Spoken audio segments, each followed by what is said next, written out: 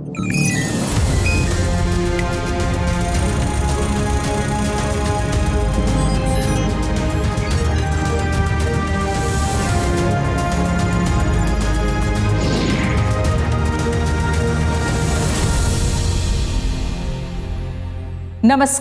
विज्ञान, प्रौद्योगिकी, आविष्कार और नवाचार की खबरों के कार्यक्रम ज्ञान विज्ञान में आप सभी का स्वागत है। मैं हूं प्रीति सिंह। आज के इस अंक में बात करेंगे CSIR NCL की स्वच्छ ईंधन तकनीक संचालित आदित्य ऊर्जा सांच इकाई की। बताएंगे भारतीय खगोलविदों ने कैसे उजागर किया तारों के निर्माण दर में आई गिरावट का रहस्य। खबरें और भी होंगी, लेकिन सबसे पहले देखते हैं इस अंक की सुर्खियां। NCL की आदित्य ऊर्जा सांच इकाई की शुरुआत। जीवाश्म ईंधन का विकल्प बन सकता है पर्यावरण अनुकूल कुशल ईंधन dial methyl ether. Oral cancer जांच के लिए ओरल स्कैन उपकरण लॉन्च। मुंह के कैंसर की पहचान और सटीक बायोप्सी करने में सहायक होगा ये स्वदेशी इमेजिंग उपकरण। मानव मस्तिष्क का इमेजिंग डेटाबेस अंश विकसित। अल्जाइमर जैसी बीमारियों के क्षेत्र में एक एकीकृत मंच प्रदान करेगी राष्ट्रीय मस्तिष्क अनुसंधान केंद्र की ये पहल। और तारों की निर्माण दर में गिरावट का रहस्य उजागर। National centre for radio astrophysics और रामन अनुसंधान संस्थान बेंगलुरु के शोधकर्ताओं की संयुक्त टीम को मिली सफलता। वैज्ञानिक तथा औद्योगिक अनुसंधान परिषद की पुणे स्थित राष्ट्रीय रासायनिक प्रयोगशाला ने पर्यावरण अनुकूल और कुशल ईंधन तकनीक विकसित की है। हाल ही में केंद्रीय मंत्री डॉक्टर हर्षवर्धन ने इसी कड़ी में डाइल मिथाइल ईथर द्वारा संचालित आदित्य ऊर्जा सांच इकाई का उद्घाटन किया था। इस दौरान DME LPG मिश्रित ईंधन से चलने वाले चूल्हे को भी लॉन्च किया गया। NCL की ये पहल जीवाश्म ईंधन का विकल्प पेश करके ऊर्जा के क्षेत्र में भारत को और आत्मनिर्भर भी बनाएगी। ज्ञान विज्ञान की एक रिपोर्ट। पुणे स्थित वैज्ञानिक तथा औद्योगिक अनुसंधान परिषद की राष्ट्रीय रासायनिक प्रयोगशाला NCL अन्य महत्वपूर्ण अनुसंधानों के साथ यहाँ के वैज्ञानिकों ने जीवाश्म ईंधन के विकल्प के तौर पर पर्यावरण अनुकूल कुशल ईंधन डाइमिथाइल ईथर द्वारा संचालित तकनीक विकसित की है, जिस पर आधारित DME पायलट संयंत्र पिछले साल शुरू किया गया था। अब ये अति स्वच्छ ईंधन सार्वजनिक उपयोग के लिए तैयार है। हाल ही में केंद्रीय मंत्री डॉक्टर हर्षवर्धन ने वर्चुअल समारोह द्वारा DME ईंधन उपयोग यूनिट आदित्य ऊर्जा सांच का शुभारंभ किया था। इस मौके पर इस ईंधन के लिए उपयुक्त चूल्हा भी लॉन्च किया गया था। India's energy dependence on other countries could come down significantly. राष्ट्रीय रासायनिक प्रयोगशाला के निष्कर्ष, खासकर डाइमिथाइल ईथर जैसी खोज से ऊर्जा के क्षेत्र में भारत की अन्य देशों पर निर्भरता काफ़ी कम हो सकती है। डाइमिथाइल ईथर का उत्पादन, प्रौद्योगिकी विकास आम लोगों को सीधा लाभ पहुंचाएगा। इस प्रौद्योगिकी का व्यवसायीकरण LPG सिलेंडर के दामों को 10 से 15% तक कम कर देगा। इसका सीधा फायदा लोगों को होगा।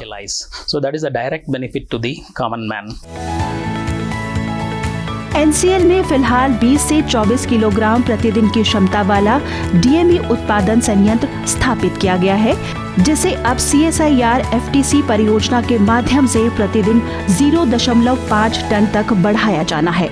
संस्थान के वैज्ञानिकों द्वारा विकसित रिएक्टर में मेथनॉल को डाला जाता है, जिसके बाद उच्च दाब, तापमान परिवर्तन और अन्य रासायनिक प्रक्रियाओं से गुजरकर तरल गैस के रूप में डाइमिथाइल ईथर प्राप्त होता है, जो कि पूरी तरह पर्यावरण अनुकूल कुशल ज्वलनशील ईंधन है, जिसे सीधे तौर पर या LPG गैस के साथ मिलाकर भी इस्तेमाल किया जा सकता है।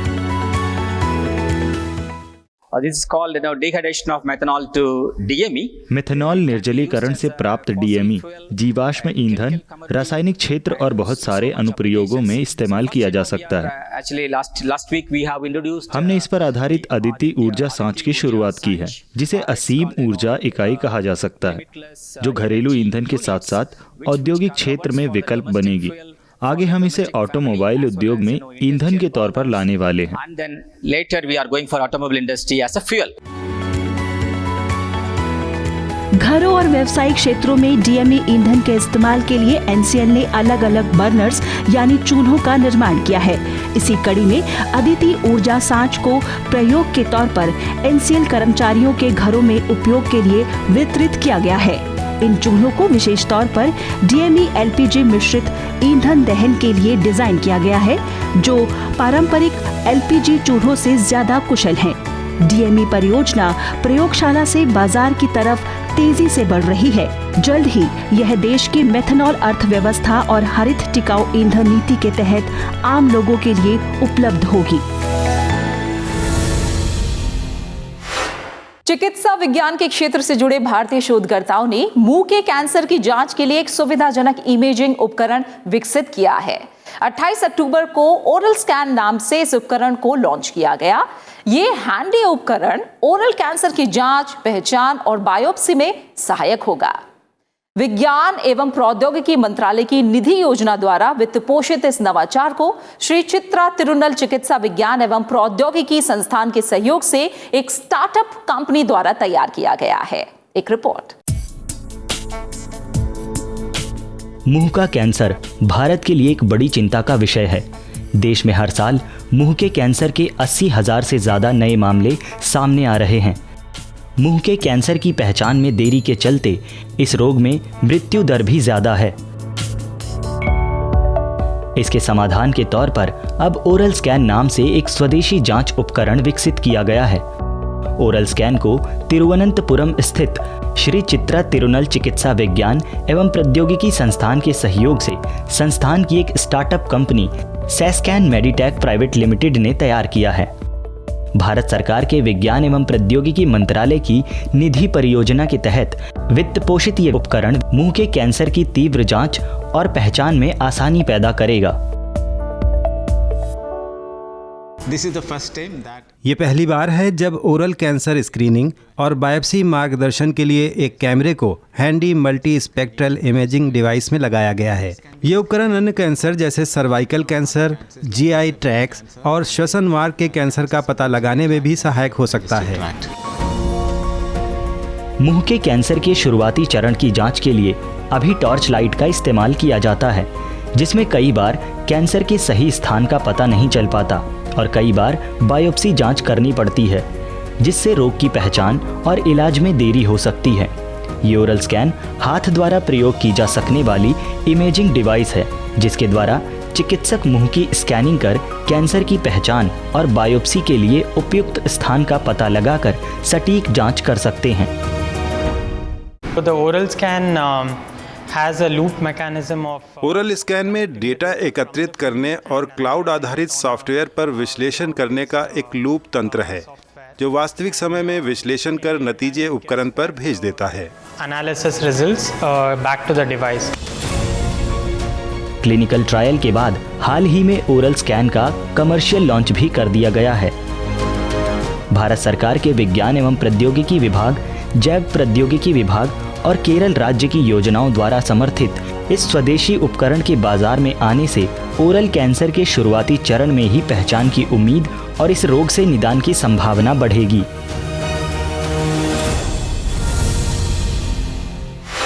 ज्ञान विज्ञान में फिलहाल वक्त हो गया एक छोटे से ब्रेक का। जल्द वापस लौटते हैं।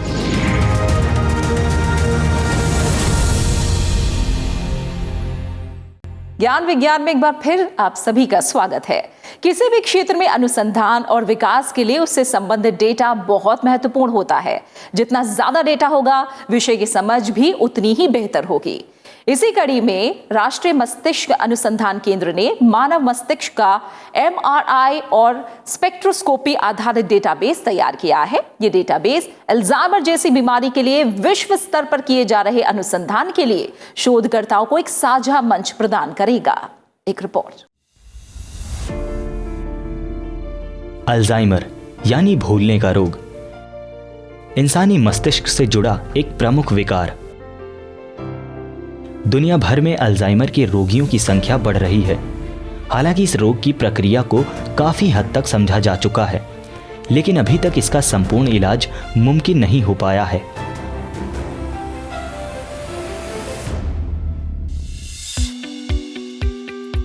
हरियाणा के मानेसर स्थित राष्ट्रीय मस्तिष्क अनुसंधान केंद्र NBRC के वैज्ञानिक भी ब्रेन मैपिंग और ब्रेन इमेजिंग के द्वारा अल्जाइमर पर काम कर रहे हैं और पिछले लगभग 1 दशक में यहाँ के वैज्ञानिकों ने कई महत्वपूर्ण उपलब्धियां हासिल की हैं। इस दौरान स्वस्थ लोगों, अल्जाइमर और पार्किंसंस रोगियों सहित करीब 3000 से ज़्यादा लोगों की न्यूरो इमेजिंग की गई और लगभग 1300 लोगों का संपूर्ण ब्रेन डेटा जमा किया गया।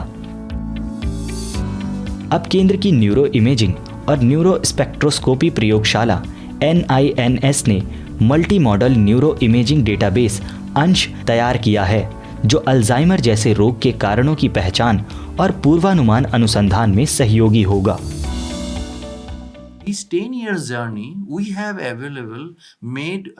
पिछले 10 वर्षों में हमने लगभग 1300 लोगों का ब्रेन स्कैन यहाँ उपलब्ध कराया है। ये अत्याधुनिक मशीन द्वारा प्राप्त उच्च गुणवत्ता वाला डेटा है। हमने सोचा कि ये डेटा पूरी दुनिया को मिलना चाहिए ताकि उसका दोबारा विश्लेषण कर नए निष्कर्ष निकाले जा सकें।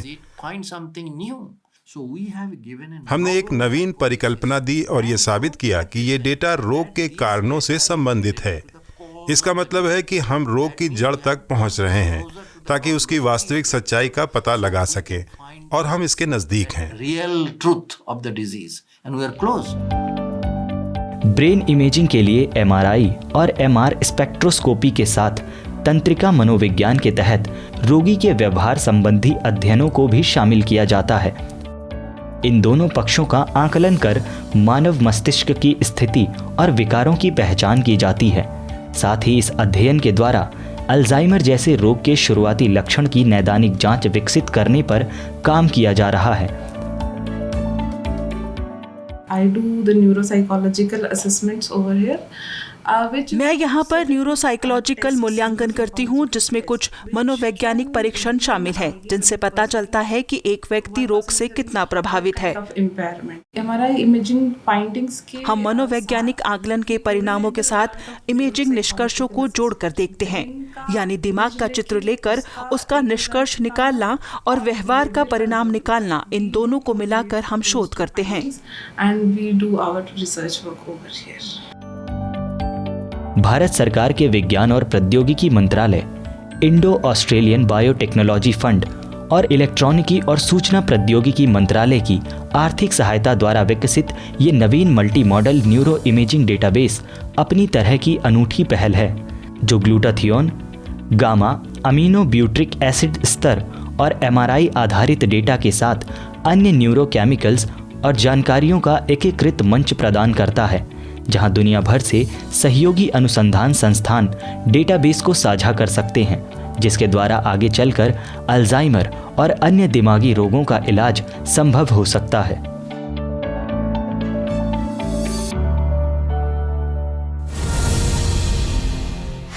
भारतीय खगोल वैज्ञानिकों ने ब्रह्मांड के एक और रहस्य को उजागर करने में सफलता हासिल की है। पुणे स्थित national centre for radio astrophysics और रामन अनुसंधान संस्थान बेंगलुरु के शोधकर्ताओं की एक टीम ने तारों के बनने की दर में आ रही गिरावट के कारणों का पता लगाने का दावा किया है। ये उपलब्धि ब्रह्मांड की उत्पत्ति को समझने के लिए किए जा रहे वैश्विक प्रयासों में सहायक हो सकती है। हाल ही में ये शोध नेचर पत्रिका में प्रकाशित किया गया। ज्ञान विज्ञान की एक रिपोर्ट।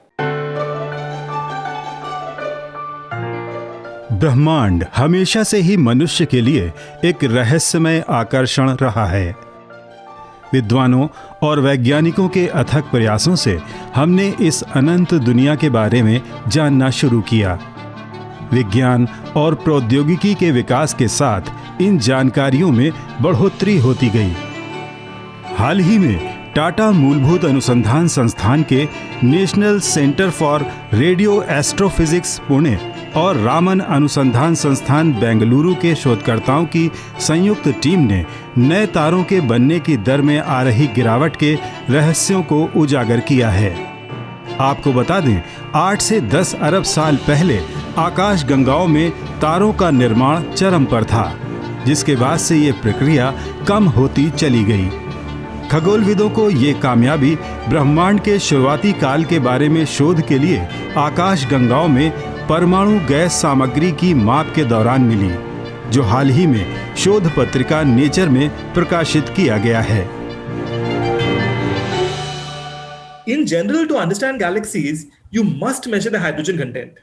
सामान्य रूप से आकाशगंगाओं को समझने के लिए हाइड्रोजन सामग्री को मापना बहुत जरूरी है और लोग लंबे समय से इसके लिए प्रयास कर रहे हैं। अब तक लगभग 4 अरब साल पहले तक के ब्रह्मांड पर काम किया गया था और अब हम लोग दुगने समय यानी 8 अरब साल पीछे गए हैं। और ये ब्रह्मांड का बहुत दिलचस्प युग है जिसमें हम गैस द्रव्यमान को माप रहे हैं, क्योंकि ये वो समय है जब ब्रह्मांड में तारों का निर्माण अपने चरम पर था।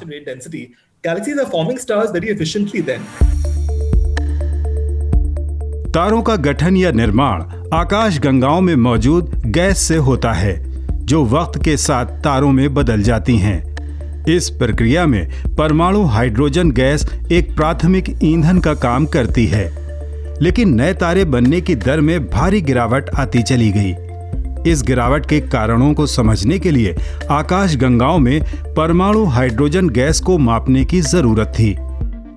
चूंकि तारों के विपरीत परमाणु हाइड्रोजन संकेत 21 सेंटीमीटर वेवलेंथ वाली रेडियो तरंग दैर्घ्य पर होते हैं, इसलिए उन्हें उत्तम रेडियो टेलीस्कोप द्वारा ही प्राप्त किया जा सकता है। इसी तरह के शोध के लिए 1980 और 90 के दशक में पुणे के पास विशाल metre wave radio telescope GMRT की स्थापना की गई थी। NCRA द्वारा संचालित इस रेडियो टेलीस्कोप द्वारा 2016 में कुल 850 आकाशगंगाओं का ही अध्ययन किया जा सका, जो कि पर्याप्त नहीं था। 2017 में GMRT को अपग्रेड किया गया और 8 अरब वर्ष पूर्व की लगभग 8000 आकाशगंगाओं के संकेत प्राप्त किए गए, लेकिन फिर भी 21 सेंटीमीटर वेवलेंथ वाली बहुत क्षीण वेवलेंथ पाना आसान नहीं था। वैज्ञानिकों ने स्टैकिंग तकनीक द्वारा इन संकेतों को संयोजित कर आकाशगंगाओं की औसत गैस सामग्री को मापा। There is a limited amount of gas and there is no more gas falling into the galaxy. आकाशगंगाओं में गैस की मात्रा सीमित है, इसीलिए कुछ समय के बाद सारी गैस तारों में परिवर्तित हो जाएगी। You will expect the star formation to start declining and और आप ये अंदाजा लगा सकते हैं कि इसके बाद तारों का निर्माण कम होगा। star formation to sustain for हमने अपने शोध में पाया कि आकाशगंगाओं में लगभग 1 से 2 अरब वर्ष तक ही तारों के निर्माण के लिए पर्याप्त गैस थी। the star formation rate would इसके बाद हमारी गणना के आधार पर उसमें गिरावट आएगी। See that the star formation rate, what we have known for 2 decades now, that the star formation rate declines after it from that epoch, after it has peaked from 8 billion years to now. DST और परमाणु ऊर्जा विभाग द्वारा funded इस अध्ययन ने एक बार फिर न सिर्फ भारतीय वैज्ञानिक और प्रौद्योगिकी विकास को साबित किया है, बल्कि NCRA और RRI के संयुक्त प्रयास से मिली इस उपलब्धि ने ब्रह्मांड की उत्पत्ति के रहस्य को समझने की संभावना को और मजबूत कर दिया है।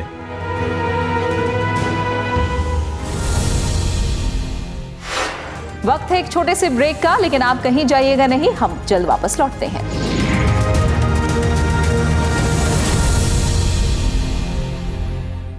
ब्रेक के बाद आपका स्वागत है। आप देख रहे हैं ज्ञान विज्ञान और आखिर में देखते हैं विज्ञान और प्रौद्योगिकी के क्षेत्र में देश और दुनिया की कुछ और ताजा गतिविधियां हमारे खास सेगमेंट साइंस एक्सप्रेस में।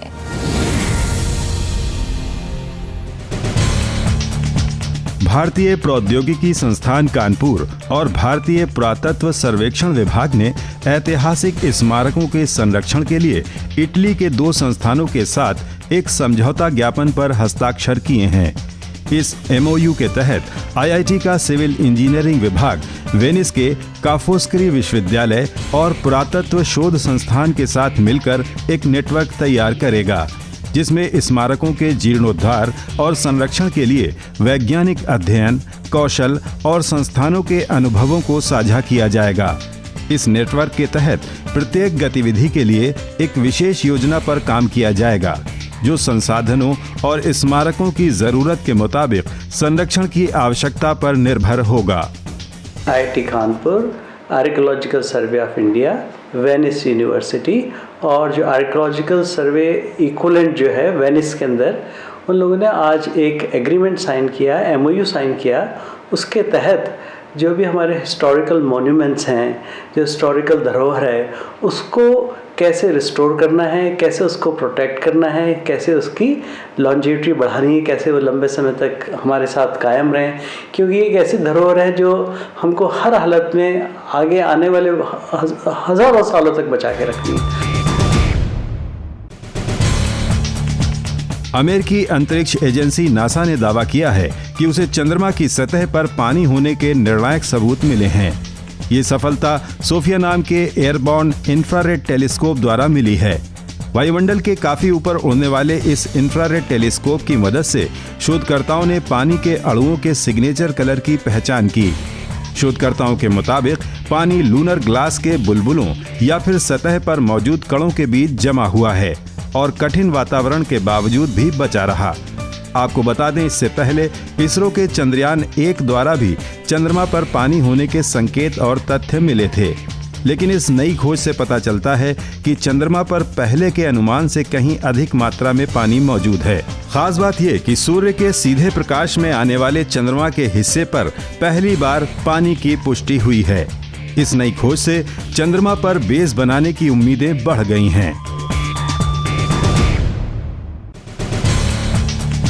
ताजा अध्ययन के मुताबिक भारत में गहन सिंचाई के चलते वायुमंडलीय नमी का स्तर और घातक हीट स्ट्रेस की स्थिति बढ़ रही है। शोध पत्रिका नेचर जियोसाइंस में छपे इस अध्ययन के मुताबिक हीट स्ट्रेस उस स्थिति को कहते हैं जब मानव शरीर खुद को ठंडा करने में असमर्थ हो जाता है, जो कि उच्च पर्यावरणीय तापमान, शुष्क गर्मी या आर्द्रता, नम हीट स्ट्रेस का परिणाम हो सकता है। उल्लेखनीय है कि भारत का सिंचाई क्षेत्र पिछले कुछ दशकों में 2 गुना हो गया है और इससे संबंधित नम हीट स्ट्रेस वृद्धि का मानव मृत्यु दर से सीधा संबंध है। शोधकर्ताओं का मानना है कि मानव प्रेरित जलवायु परिवर्तन से देश में उच्च तापमान का स्तर और बढ़ सकता है, जो कि खासकर बाहर काम करने वाले लोगों को प्रभावित करता है। भारतीय अंतरिक्ष अनुसंधान संगठन के मुताबिक मंगल ग्रह तेजी से अपना बाहरी वातावरण खो रहा है। इसरो ने ये निष्कर्ष अपने मार्स ऑर्बिटर मिशन और नासा के Mars orbiter, Mars atmosphere and volatile evolution mission Maven के द्वारा भेजी गई तस्वीरों का अध्ययन कर निकाला है। ये तस्वीरें मंगल ग्रह पर वैश्विक धूल तूफान की हैं, जिन्हें इन दोनों ऑर्बिटर्स ने साल 2018 में खींचा था। इस धूल के तूफान ने मंगल ग्रह के ऊपरी वातावरण को काफी गर्म कर दिया। वास्तव में सौरमंडल के अन्य स्थलीय ग्रह भी लगातार अपने वायुमंडल का बाहरी वातावरण खो रहे हैं। ये नुकसान ग्रह के आकार और ऊपरी वायुमंडल के तापमान से निर्धारित होता है। ज्ञान विज्ञान के आज के अंक में इतना ही। कार्यक्रम के बारे में अपने फीडबैक और सुझाव आप हमें ईमेल कर सकते हैं। हमारा ईमेल है news@vigyanprasar.gov.in। आप अपनी राय हमें डाक के द्वारा भी भेज सकते हैं। हमारा पता है विज्ञान प्रसार, 5वां तल, पृथ्वी भवन, लोधी रोड, नई दिल्ली 110003। विज्ञान, प्रौद्योगिकी, आविष्कार और नवाचार की ताजा जानकारियों के साथ अगले हफ्ते इसी वक्त इसी चैनल पर एक बार फिर हाजिर होंगे। तो बने रहिए हमारे साथ वैज्ञानिक सोच के साथ। नमस्कार।